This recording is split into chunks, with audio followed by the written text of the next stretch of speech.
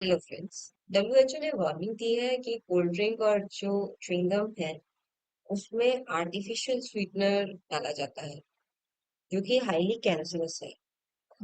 Artificial sweetener का नाम है एस्पार्टेमिक और ये बताते हैं कि 200 गुना ज्यादा कॉमन शुगर से मीठा है। तो आप समझ सकते हैं कि डायबिटीज वालों को कितना ज्यादा नुकसान करेगा। इसमें बोला गया है कि ये सिर्फ कोल्ड ड्रिंक्स और च्युइंगम्स में ही नहीं, कभी कभी डाइट कोक्स, डेजर्ट्स लाइक मिठाइयाँ, टूथपेस्ट और जूसेस में भी पाए जाते हैं। तो आप जब भी किसी चीज को खरीदे तो आप एक बार उस पे इंग्रेडिएंट्स में इसमें चेक कर लीजिए कि आप उसमें आर्टिफिशियल स्वीटनर है कि नहीं है, तभी आप उस चीज को खरीदें। ये कंपनियां जो है शुगर फ्री के नाम से प्रोडक्ट बेचती हैं, जिससे कि एक जो बीमार व्यक्ति है जिसे शुगर खाने को मना किया गया है वो भी इसे आसानी से खरीद दे। तो आपको उन चीजों में नहीं जाना है, आपको डब्ल्यूएचओ ने जो वार्निंग दी है आपको उसको फॉलो करना है।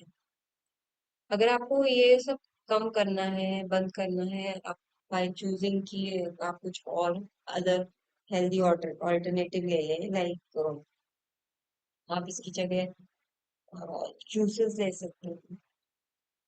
आप एकदम से इन चीजों को बंद नहीं कर पाएंगे, पर आप धीरे धीरे करके इनकी क्वांटिटी कम कर दीजिए और उसकी जगह आप दूसरी चीज लेना स्टार्ट, तो आप इसको आसानी से कम कर पाए। नेक्स्ट न्यूज है डार्क पैटर्न्स की। डार्क पैटर्न्स एक तरीके से पैटर्न्स होते हैं जो आप वेबसाइट जब सर्च करते हैं तो साइड में आपको बहुत सारे एडवर्टाइजमेंट चलते हुए दिखाई दे रहे हैं। तो उसमें मार्केटिंग टेक्निक्स यूज करी जाती हैं। अब कुछ एडवर्टाइजमेंट्स तो सही होते हैं बट कुछ उसमें एडवर्टाइजमेंट्स होते हैं जो कि डार्क पैटर्न्स के ऊपर बेस्ड होते हैं। उसमें क्या उसमें वो लोग क्या करते हैं कि आपकी इंफॉर्मेशन लेने की कोशिश करते हैं। जैसे कि आप एक ऐड देख रहे होंगे यहाँ पे, इसमें बोला गया है 30% ऑफ आपको मिल जाएगा अगर आप अपना ईमेल एड्रेस और जो भी डिटेल्स है वो अगर आप भर देंगे। इसी तरीके से आप एक और पैटर्न देख रहे होंगे, इसमें लिखा है opt in, don't opt out, don't not opt इन।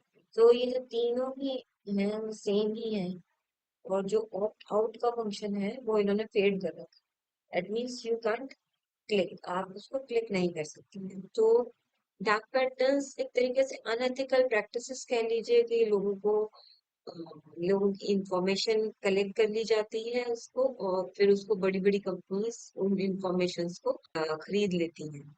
और कभी कभी इलीगल वे में भी ये आपकी जो इंफॉर्मेशन है, आपके जो पर्सनल डेटा है वो बेच दिए जाते हैं। तो इनके बहुत सारे रॉन्ग यूज भी हैं। अब इसमें कुछ एग्जाम्पल्स दे रखे हैं। इसमें से एक दो एग्जाम्पल्स अगर हम उठाएं तो इसमें दे रखा है कि हिडन कॉस्ट छुपी होती है। जैसे कि आप किसी चीज पे क्लिक करेंगे तो उसके ऊपर कॉस्ट तो कुछ और लिखी होगी, बट उसमें जब आप उसको क्लिक करके उसके अंदर जाएंगे तो वो कहेगा कि आपको इसमें और 15% एड ऑन है। या फिर आपको मिस इन्फॉर्म पॉइंट है कि मिस इन्फॉर्म करेगा कि कोई आपको ट्रिक क्वेश्चंस दे दिए या कोई चेक बॉक्स दे दिया, और फिर आपको कंफ्यूज करने की कोशिश करेंगे। तो इस तरीके से आपको, अगर आपको लगता है कि आप किसी वेबसाइट पे जा रहे हो और कोई वेबसाइट आपको गलत तरीके से ट्रिक कर रही है, तो उसके लिए फिर आप नेशनल कंज्यूमर हेल्पलाइन नंबर जो कि जारी किया गया है 1915 पे भी कॉल करके उसको बता सकते हैं। जो हमारी नेक्स्ट न्यूज है वो है जल जीवन मिशन के ऊपर, जो गवर्नमेंट ने स्टार्ट करी थी 2019 में और कहा था कि 2024 में एंड हो जाएगी। बट बिकॉज ऑफ कोविड-19 आ गया, फिर रशियन यूक्रेन वॉर हो गया, तो इसकी वजह से ये प्रोसेस अब थोड़ा डिले हो गया है। मतलब एक दो साल और ज्यादा लगे इसमें। 80% काम हो चुका है बट 20% स्टिल रह गया है। दैट इज वाई गवर्नमेंट कह रही है कि अभी और टाइम लगेगा। अभी कोविड-19 में जैसे हो गया था कि सबको आना जाना बंद हो गया था, इस वजह से डिले हो गया। सेकेंड रीजन ये है कि यूक्रेन हमें स्टील और सीमेंट सप्लाई करता था, तो जब रशिया और यूक्रेन का वॉर हुआ तो स्टॉप हो गया। गवर्नमेंट जो यहाँ से इसमें से जो स्टेप्स लेती थी वाटर मिशन में, ये था rain water harvesting, ground water recharge और reuse of household water, और भी स्टेप्स। तो ये स्टेप्स क्या होते हैं, जैसे रेन वाटर हार्वेस्टिंग में आप देख सकते हैं पिक्चर में कि जैसे बारिश आ रही है तो इस बारिश के पानी को कलेक्ट किया जा रहा है पाइप के थ्रू एक टैंकर में जो कि अंडरग्राउंड है, और उस पानी को फिर कलेक्ट करके आप इरिगेशन में, सिंचाई या किसी और चीज में यूज कर सकते हैं उस पानी को। सेकेंड, आप देख रहे हैं पिक्चर में कि जैसे यहाँ पे गड्ढा बना रखा है, इसी तरीके से गड्ढे बनाए जा सकते हैं, और जैसे बारिश आती है तो इन गड्ढों में पानी को कलेक्ट किया जा सकता है, जिससे कि ये पानी जब अंदर नीचे जाता है जैसे कि दिख रहा है, तो जो ग्राउंड वाटर लेवल है, जो हमारे जमीन के नीचे का जो पानी का स्तर है, वो बढ़ जाता है। थर्ड जो आप देख रहे हैं वो ये है कि रीयूज ऑफ द वाटर, ये ऐसे लोगों को सिखाया जा रहा है कि पानी को वेस्ट मत करिए। जैसे इसमें एक एग्जांपल दिया है, जैसे आरओ का पानी, जो अनफिल्टर्ड पानी होता है, जो पानी बाहर निकलता है, उसको वेस्ट ना करने के बजाय एक बकेट में कलेक्ट कर लिया जाए और उसको फिर घर के दूसरे कामों में यूज किया जा सकता है।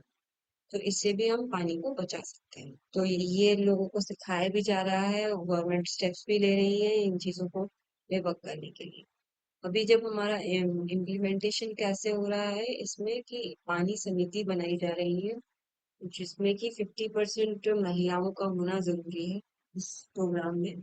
ये जल जीवन मिशन 100% कुछ जगहों पे कंप्लीट हो चुका है, जैसे कि गोवा, तेलंगाना, हरियाणा।